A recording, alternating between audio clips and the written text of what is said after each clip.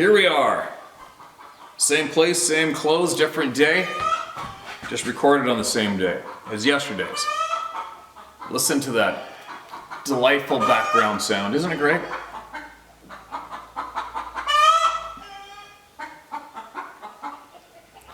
It's like all the chickens see the shop door open up and they're like, okay, there's our cue. Let's head over to the opening of the shop and squawk our balls off until he comes out and chases us. It's like a game. Huh? Maybe they just want to listen. Little bastards.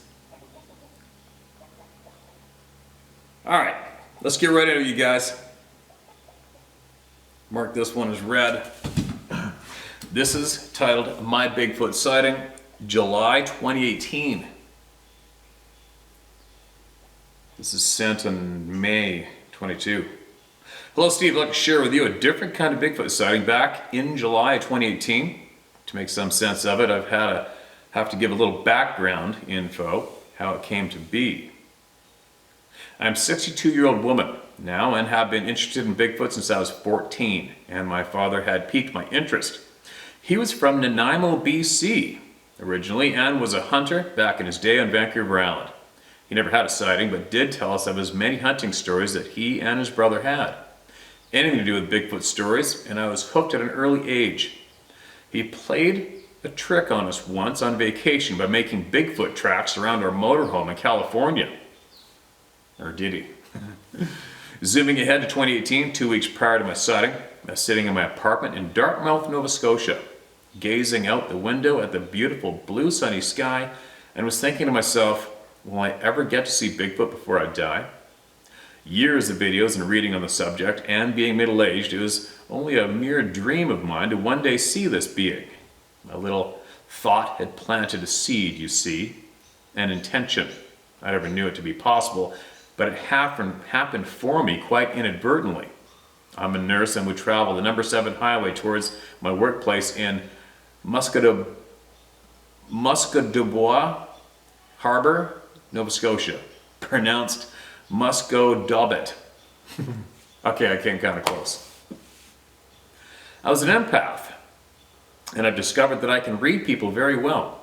This morning I drove the 29-minute drive to this small rural village that is coastal, by the way. There's a small hospital there, and adjacent to that was the Birches Nursing Home. The two shared a rear parking lot where we, the staff, would park. Facing the two buildings was the hospital on the left and the nursing home on the right.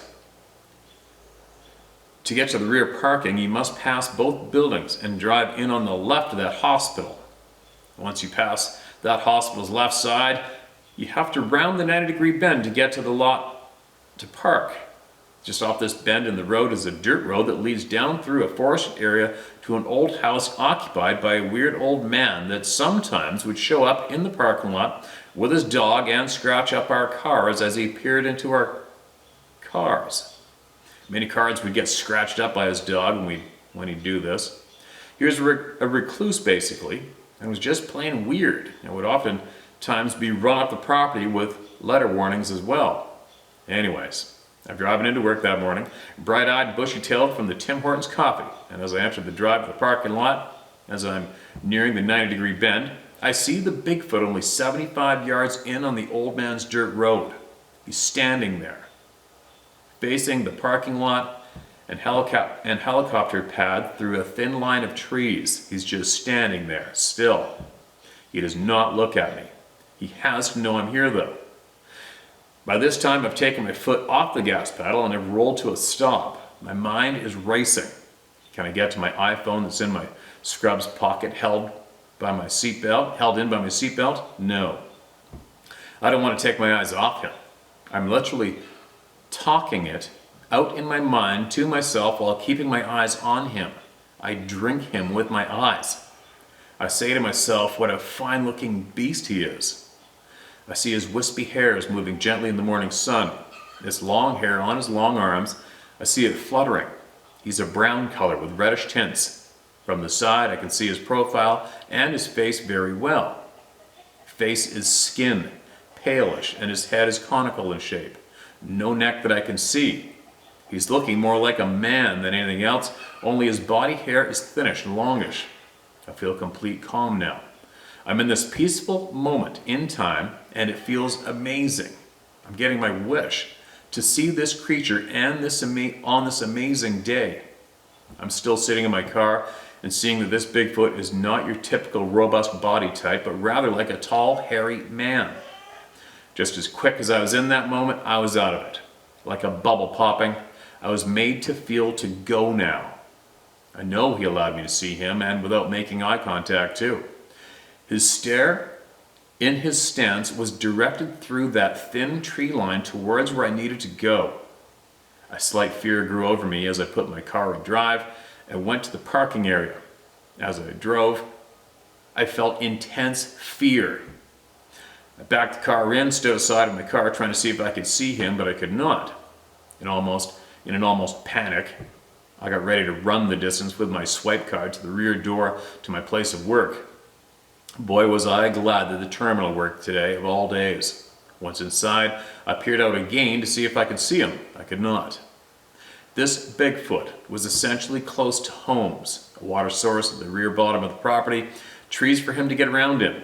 Oftentimes, deer would be present between the buildings and the rear water source. A few miles from the ocean is all. He had food source and water source too.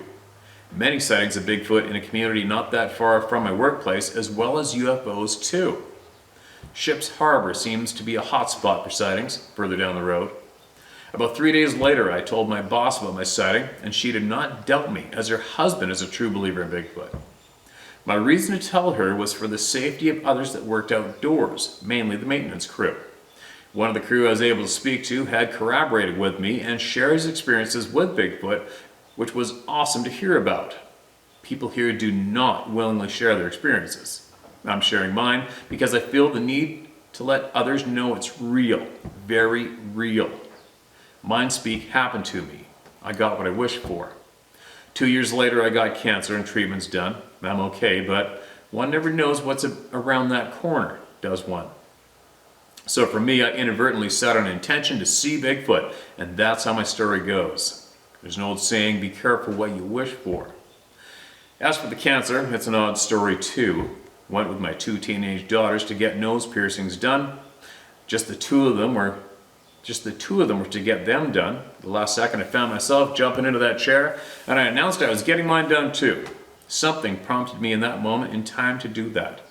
A couple of years later, I found that piercing saved my life. It would not heal. That piercing found a nose cancer. Is this divine intervention? We live in a complex world, Steve. When something so out of place happens to you, it's for a reason. I'm alive, living life full time now as an RVer in my retirement. Single and thankful for my experience in this life of mine. I thoroughly enjoy the online channel, Steve, and watch you all the time. Just wanted people to know it can happen to you with really nothing but an intention. And that's my story. Katie Stevenson, Aylesford, Nova Scotia. Use my name, I'm fine with that, and location of sighting too. Keep up the great work you do. There is so much for us to learn, Steve. P.S. Years before my Bigfoot sighting, I was out on the country roads in an area very close to my sighting, and on a summer's afternoon I saw in the sky, slowly moving, a cigar-shaped craft, approximately 10 stories above me. Very weird out in that area, Steve. Yeah, very weird in that area. It's actually very weird in every single area, don't you think? Very weird in every area, man. And thanks for sending that in. Absolutely appreciate you taking your time and sending that in. And careful what you wish for. No shit. It almost seems that every single person that realizes they have the skills to manifest, they do. And you can manifest anything from that home run swing of the bat to that knockout punch in the boxing ring to whatever it is you decide to focus on in your mind. It comes true. It does come true. So you try to keep positive thoughts at all times, right? The not being safe part, and what the owl man mentioned yesterday as the the Sasquatch being absolutely terrified of the quote, star people, end quote. From the many diligent, intelligent, stubborn people that I have met along my ride, who are way more informed than I am when it comes to this topic and more, their focus has shifted to that direction when it comes to possibly people going missing, being taken, people being taken and returned. So, and there is overwhelming, ridiculous amounts of evidence pointing to that as being true. So, how coincidental is that? Sasquatch people are deathly scared of those people, and those people take them all the time. Now, do yourself a little bit of sleuthing and try to figure out how many human beings go missing a year globally. And then if you want to take an extra step farther, Google up how many people claim to have been abducted around the globe, right? And then if that scares you, well, you're going to ignore it, right? If that scares you, you're not going to want anything to do with that topic, and you're not even going to go there. But it's not going to stop it from happening, right? Unfortunately. Unfortunately, it all goes right back to humans being scared. Humans being scared. Scared of the truth. Scared of what's really going on. And there you go.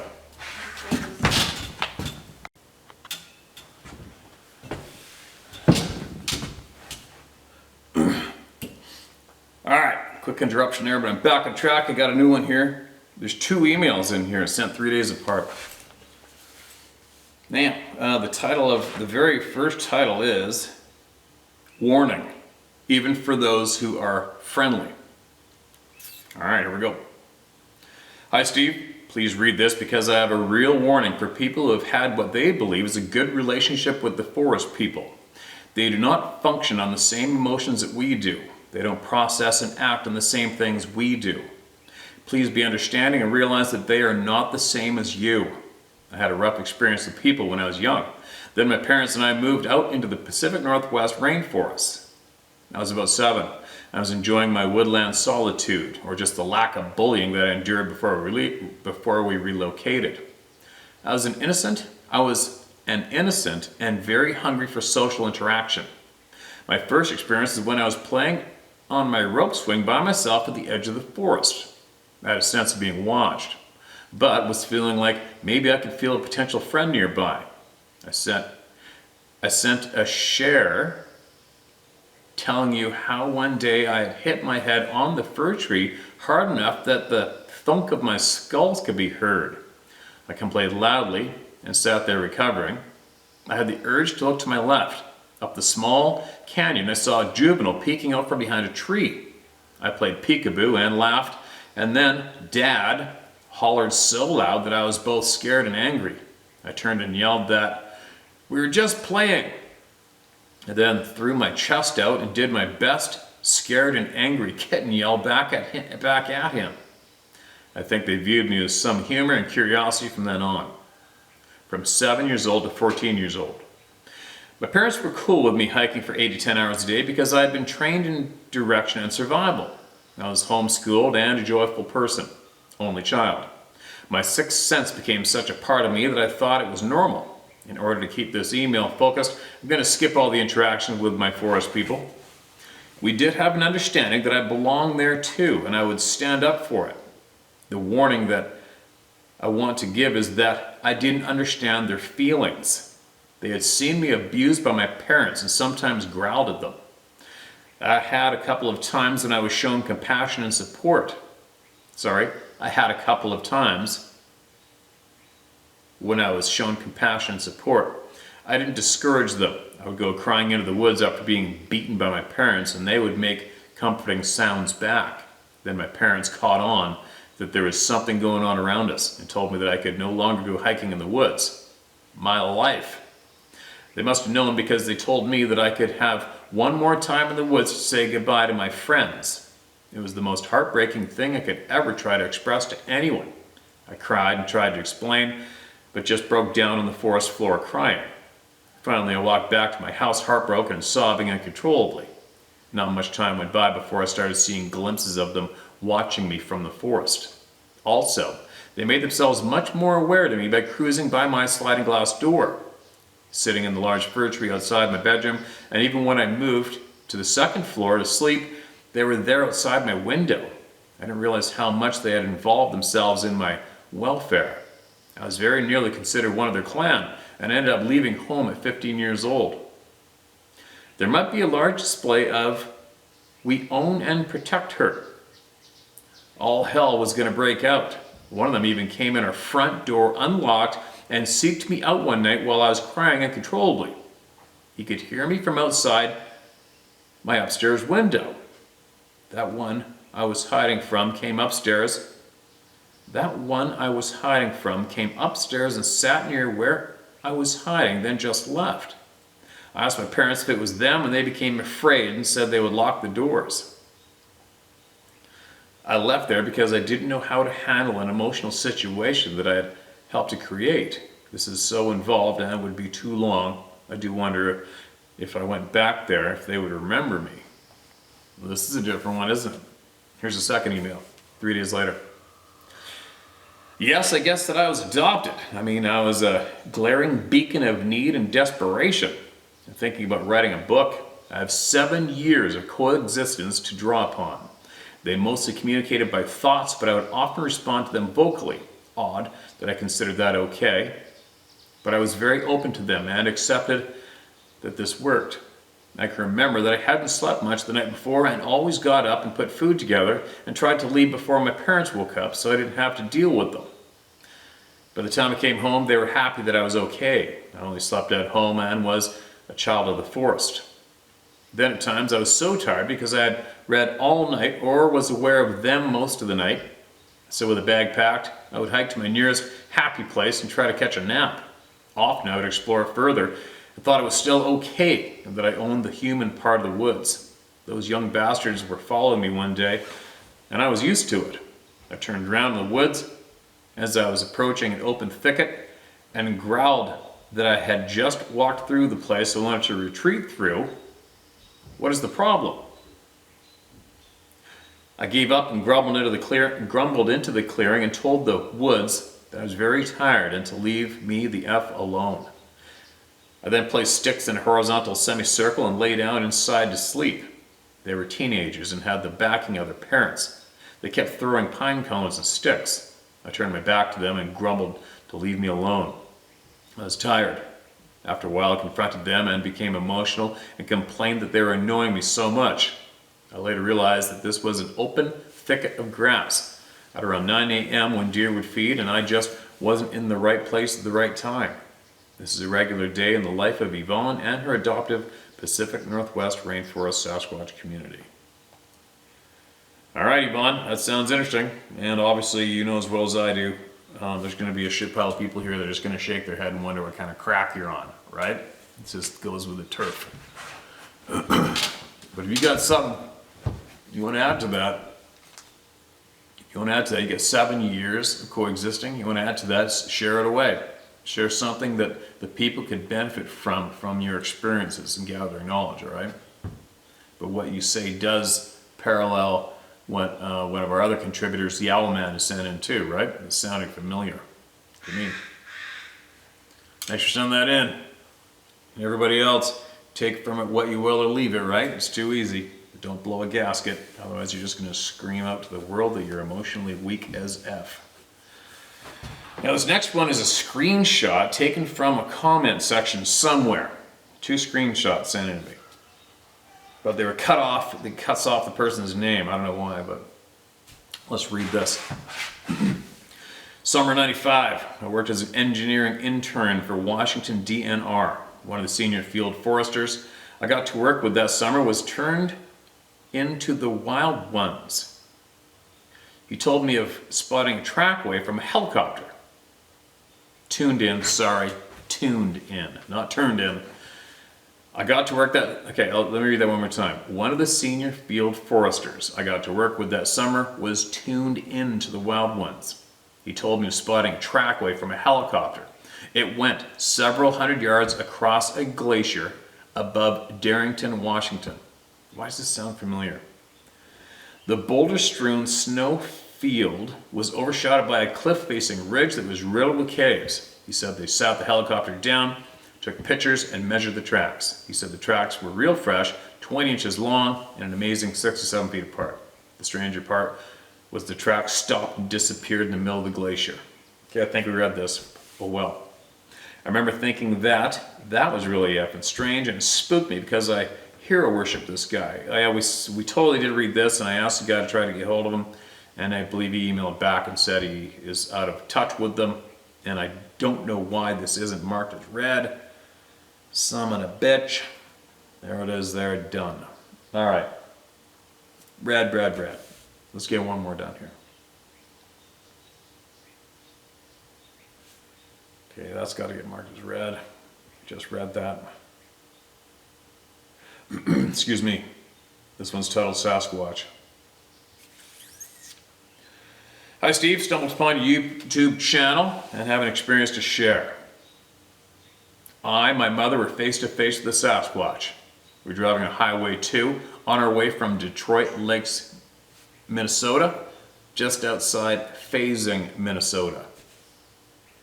We saw a big brown hair object standing on 2 feet, just like us. It was looking in a window on a mobile home. It was about 7 feet tall and had his hands on the side of the trailer. We drove by saying, "What the hell?" We pulled over what I thought was a safe distance away. To my surprise, it wasn't. My mother and I were looking at each other in disbelief. My mother was 76 at the time. It was in the fall of 2010. Next thing, we see things moving in the grassy west land. We both say there is more than one. The next thing we know, he is alongside of the car. My mother said, "Look, he's right there." I turned and looked out the passenger window, and his face and my mom's face were face to face. The only thing between hers and his was the glass of the car window. She and I got the closest look at him, I truly believe. His nose was about 4 inches wide, and his mouth was pronounced outward, and about 7 inches to 8 inches wide, and the rest of his face was 2 feet wide. And his eyes were so dark brown that it looked like his eyes were all black, but they are not. His teeth are like ours, but large like a horse's, and his forehead sloped back and pointy. His skin on his face was black, and each eye was about 3 inches wide, and his nose and nostrils were the size of quarters. My mom said, "I will pray, and you drive and get us out of here." I put the car in drive and punched it, and the tires spit rocks as they spun on the gravel, 4-wheel drive. One tire was on the road, the other in the gravel. We went nowhere because he grabbed the car and pulled it sideways and lifted the rear of the vehicle. It was a 2-door, full-size Olds coupe. My mom asked God to tell, My mom asked God to tell this animal that we meant him no harm in silent prayer, and just at that moment, the Sasquatch let go and we drove away. As we drove, we watched him step from the ditch. He was 4 feet in the ditch. His next foot landed in the middle of the road, and the next was in the other side of the ditch, in the ditch.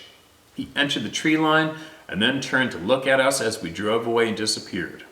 We drove around almost a mile, pulled over. When we then saw an old international pickup truck drive fast towards us.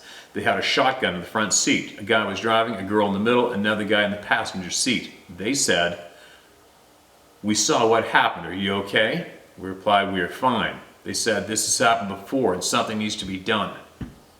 Not sure if anything can be done. All I know is it scared the shit out of us. Rolf Junot, Bloomington, Minnesota. Hope to hear from you. Can't go back. You're definitely in the club of no return, man. Without a doubt. What a frickin' way to enter it. No thanks. And I do know somebody personally who had one right on the other side of the glass looking in the window at her. Said the whole face filled the window. Teeth were like ours. But she said it had an expression on his face that it was just like rocking it out. It was entertaining itself. Now, excuse me, those 3 people that were in the truck, you know what the chances are that they are watching this channel? Probably right up there. So, you people in the truck, if you are watching this, and obviously you know exactly who you are from this share, why don't you email us what you know, what you've seen? That might help a lot of people, especially people in your community too, all right? And it may be valuable information. So, if you guys are out there and you hear this, get it in, all right? Or even at least comment in the comment section below under this video, whatever it takes. We want to hear from you. What an introduction. What a way to get into the club of no return. That's nasty. That's frickin' terrifying. Even though the actual, when you think about it, the actual act wasn't that violent. They just picked up the rear of the car and made you do a burnout, and that's about it. Meanwhile, it sounds like they could have just reached in and grabbed your ass by the neck and hauled you away if they felt like it, but they didn't, right? Frickin' bizarre, man. That's an experience I do not envy.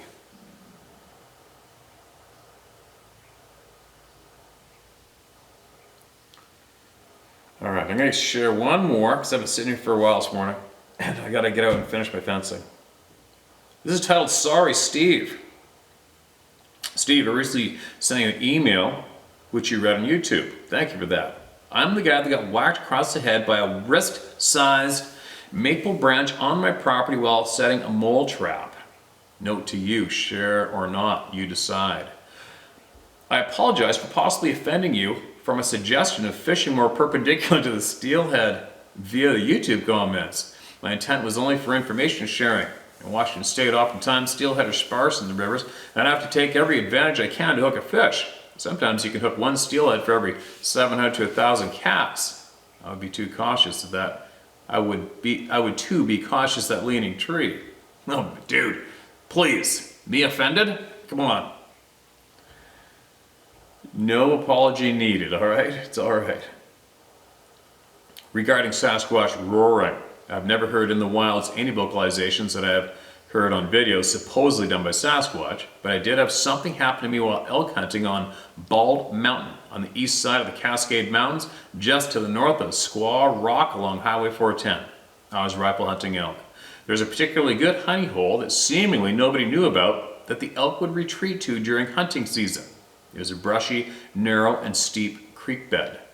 Late in the day, the wind was in my face. I was following about 12 elk up the creek and they were close to me, like 30 yards. I had a cow tag and at that time could shoot any bull. The brush was so thick we could not see each other. I could hear the cows talking. At one point, we all knew each other was there, but they had no idea what I was. I heard one of them pee in the snow/slush and decided to pee too. I made as much noise as they did, and a bull in the group roared at me so loud it actually hurt my ears. I got down on hands and knees, and that bull was looking at me. And he was huge. He was no more than 20 yards from me, and I had no shot. If I was not aware of the elk, I would have thought it was a Sasquatch. I never got a shot that day, but got a huge cow the next morning. Cle Elum, Washington State has Sasquatch tree structures on the very top of the mountains to the south of I-90. 30 years ago, we bow hunted elk there. Good hunting, too. I saw these structures, but had no clue what they were until many years later. One day, my hunting partner and I were putting the squeeze on a group of elk.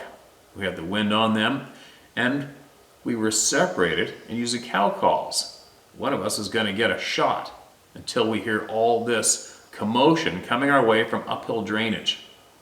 What was odd is there was a heavy, big noise of something large and smaller noise closer to us. These were animals running right at us. Soon we see 3 mule deer does individually running at us. Their tongues were hanging out, all of them covered in wet mud and dripping in water. All of them were terrified. One of them was shaking with what I assume was fear. They stood close to us for about 30 seconds. We then hear 2 very large animals running at us from left and right. The deer scattered and the 2 large animals ran around us to the left and right. They all crashed away at pretty good speed. So much for our elk. I have no doubt 2 Sasquatch were chasing those 3 deer. That's when I had second thoughts about bow hunting. Even though I had a .357 mag on me, the heaviness of the noise and the quickness of them passing us was too ominous. I don't advocate killing Sasquatch, but if you have to defend yourself, always take a headshot with something like a 270 or 30-06. I'm positive a 357 mag with 154 grain flat lead point would work too. And never take a chest shot because many people have done so. And evidently, Sasquatch can absorb a lot of lead. I enjoy what you do, Steve. Dan Carroll. Okay, man, thanks for the email. Yeah. The steelhead thing, come on. It's nothing. Nothing. Getting back, so elk hunting. Dave Plius, I think, was one of the first people to point out to me that elk hunters are very, very much more likely to have experience of these things, these beings. Elk and Sasquatch go hand in hand. I posted up those that herd elk I filmed last week, all the cows in the riverbed, and just that same day I talked to a native guy who'd had around 4 or 5 experiences right there, right around that direct area where those elk are too. What else? A killing one. I wouldn't suggest pointing a gun and pulling the trigger at one of these beings ever, myself, unless it was absolutely apparent they're about to take something of importance from you, including your life or family member or whatever, right? Obviously you gotta defend yourself, and that goes without saying with any species, not just them. I mean, it's a given. Defend yourself, right? You just don't be the aggressor, but be the defender when it comes to this shit. What else? I think that's about it for right now. I am read out. I gotta get stuff done. I got salmon I still haven't even chopped up from being away, and I gotta get that done or it's gonna be too late. I got fencing I gotta get done. Then I have to get editing I gotta get done. Right? What else could I do right now? Probably send a shout out to another avid pursuer of truth. Potentially what could be considered to be a high-profile individual in a way that basically every single one of you would be familiar with if we revealed who it was. But anyway, that person's on tour with a group of people we all know and love to listen to, and hope you guys are having a safe tour. And yeah, I throw that one out. We've been exchanging some emails back and forth recently. As more and more and more people get a hold of me from all wakes of life, is I guess what I'm trying to get to as well, making that mention. I got people emailing me from every group of individuals you can think of across the globe. We're getting information emailed to us from them. There you go. Oh, one more quick mention that I thought about the other day was, after speaking to more First Nations friends, what has come apparent to me is, although, you know, David Politis is one of the first to point out publicly that, you know, native communities and the Sasquatch people, the experiences go hand in hand very commonly. And which would make you think that they have a closer tie to the First Nations people. But if I look at it just from what people are detailing in their experiences, both native and non-native in North America that I speak to, the results are always exactly the same, which shows me blatantly that the Sasquatch doesn't give a shit who we are. We're human beings, and they treat us the exact same way across the board. From the hoots, the screams, the yells, the trees falling down, the rocks getting thrown at us, getting yelled at, chased out of the woods. It doesn't matter what color your skin is or what your race is. They don't give a shit. We don't get preferential treatment. We don't. It's everybody. We all get treated the same by them. Something we should probably all think about doing too, right? Anyway, that's all I got. I gotta go. Hopefully I'll be outdoors next time I get a bunch of shit shared on here. And in the meantime, make sure you get it shared to me, to the people, through sharemystory@howtohunt.com. And again, to all those who feel displeasure from what I do, what I say, how I carry about this channel, too bad. Hey, don't come here anymore. I'll be back later.